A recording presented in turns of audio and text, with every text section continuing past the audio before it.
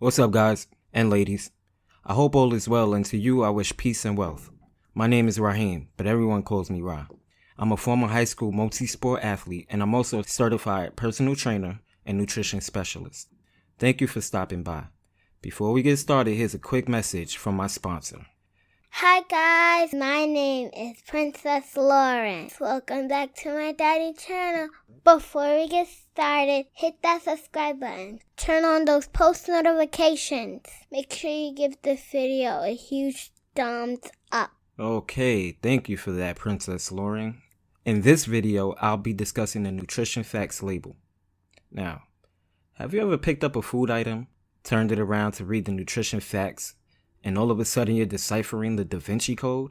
Now, this video is not meant to give you my personal advice on how or what to eat. What I'm going to do here is break down the different components of the nutrition facts panel to help you with your food choices. So, why does our food even need labels anyway? It's a legit question that has a few simple answers. The most important one is that it provides knowledge that can inform healthy food choices. In other words, it tells you exactly what you're putting into your body.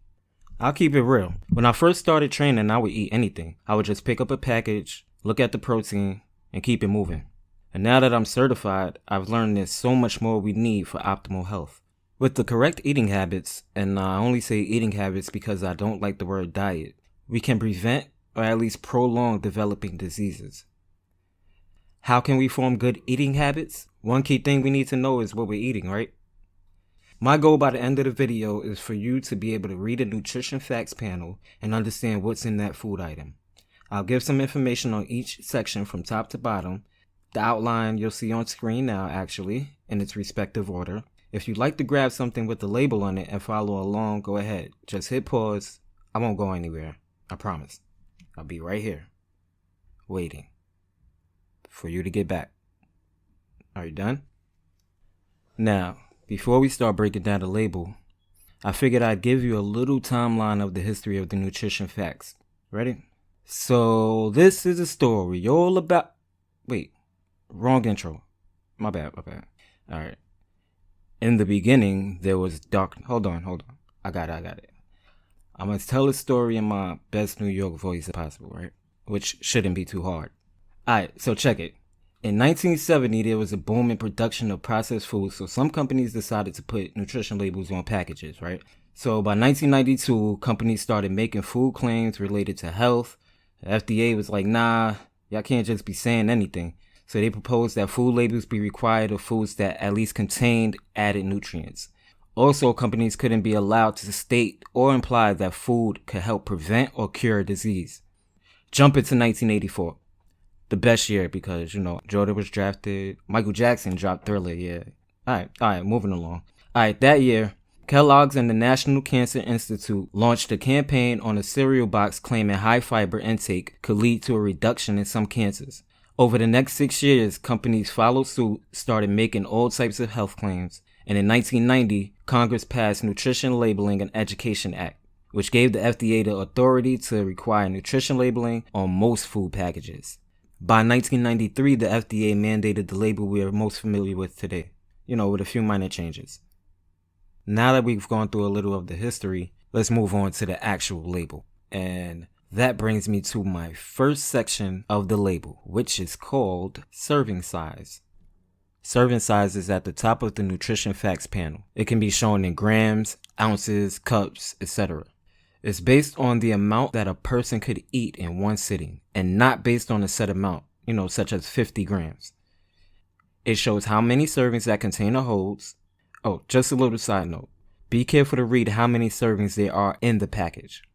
A bag of chips may have 2 servings, but you'll eat it in 1 serving unknowingly, and then you just ate 2 servings.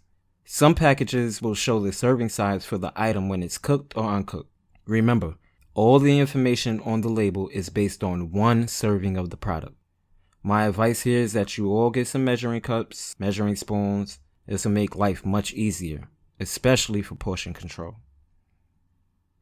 Okay, next down the list we have calories. And I say because so many people look at calories and still make uninformed, unhealthy decisions when eating. This section shows how serving of food will add to your daily caloric intake. Pretty much tells you how much you're eating. 100 calories per serving is considered moderate intake, while 400 or more calories per serving is considered high. Although a regular diet for most would consist of 2,000 calories per day, caloric needs depends on age, gender, and activity level. For those of you interested in losing weight, here's a piece of useful information. There are 3,500 calories in 1 pound of fat. So if you cut 500 calories a day on average from your diet, you could lose at least 1 pound per week. Add a workout routine in there and you'll be straight. Contact me if you need help with this. Speaking of calories and fat, that's what's next on the list. It reads on the label as total fat and is broken down into subcategories. These categories include saturated fat and trans fat.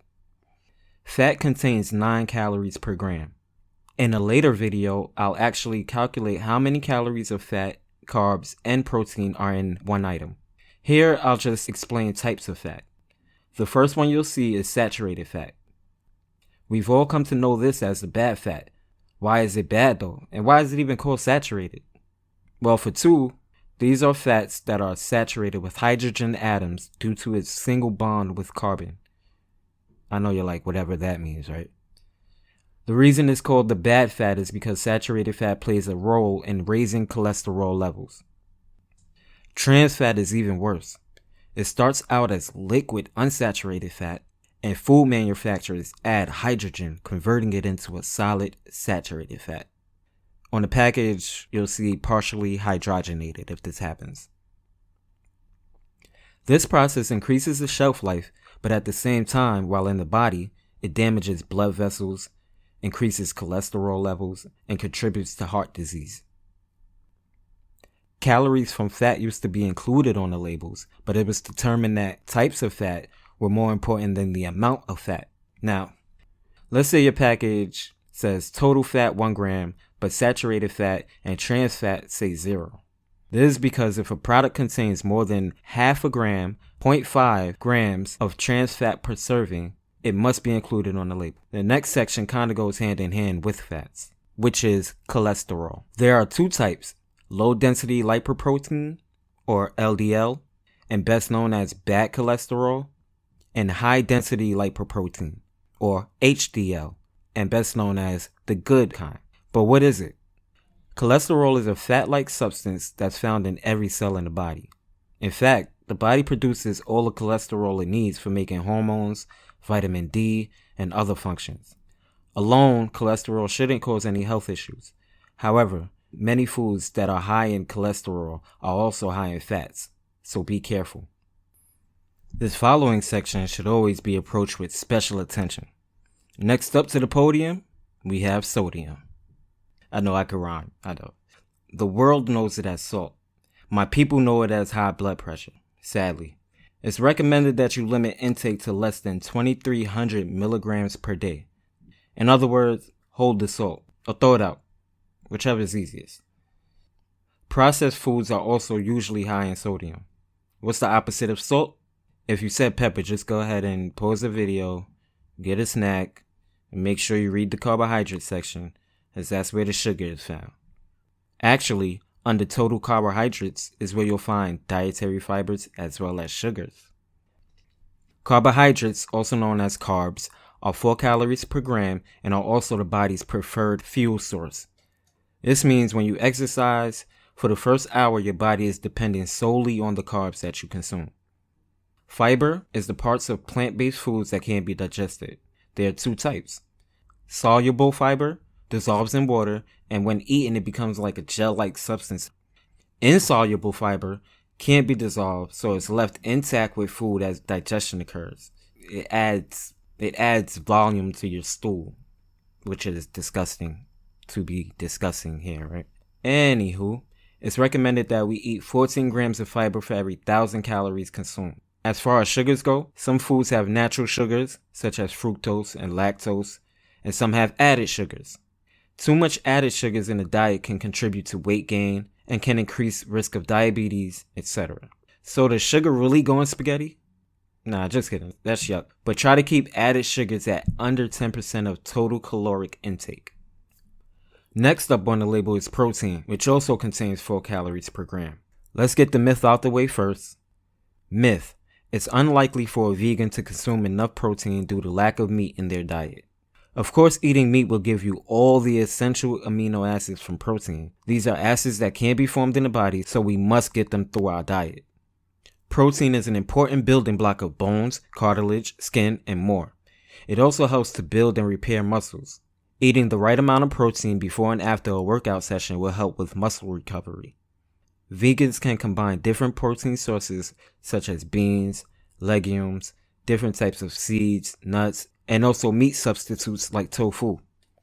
Generally, there aren't really cases of protein deficiencies, but we should consume 10 to 35% of total daily calories from protein. Carbohydrates, fat, and protein are known collectively as macronutrients. Your body needs these nutrients in large amounts in order for the body to function. That's why they call macro. But that's not all the body needs. We also need a sufficient amount of vitamins and minerals. These microbes help perform many functions in the body, such as healing and boosting the immune system. We should aim to consume 100% of the daily value each of all vitamins. Be sure to have variety in your diet, as all vitamins and minerals aren't found in all foods. And if you feel like you're not meeting your needs, there are also supplements that can be taken. I just advise you to speak to your doctor before you take any supplements. The next few portions of the nutrition facts label are self-explanatory, so I'll just go through it really quickly. This section is the percent daily value.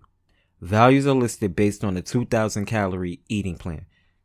It shows the percentage of the nutrients we're consuming in relation to our daily needs. For example, if the protein portion reads 15%, that product contains 15% of the protein you need for the day.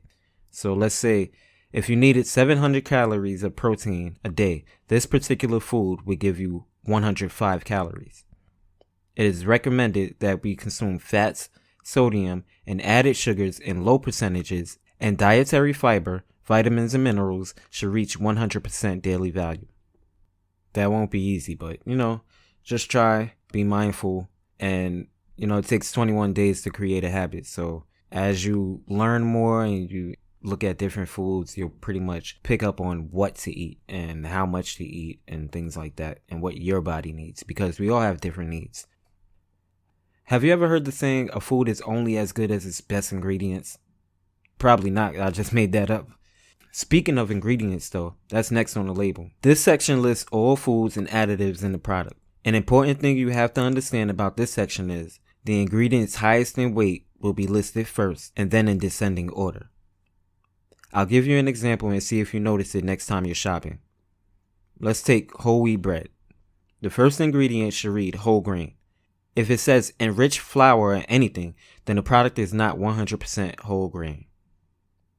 And last but not least, and I'm sure this section needs no introduction, anyone who has ever had an allergic reaction will have learned to read this part probably before eating anything, ever. The allergens section identifies common food allergens that may have been used in that product. So, if you're allergic to peanuts, peanut oil, dairy, pretty much all your allergens will be listed, so take a look. That brings me to the end of my presentation. I'm truly grateful that you spent this time with me. Hopefully at least one person has learned something about the nutrition facts label. If there are any questions, comments, don't hesitate to leave one under the video. I wish everyone peace and wealth, and remember, first God, then family, next, stay fit overall.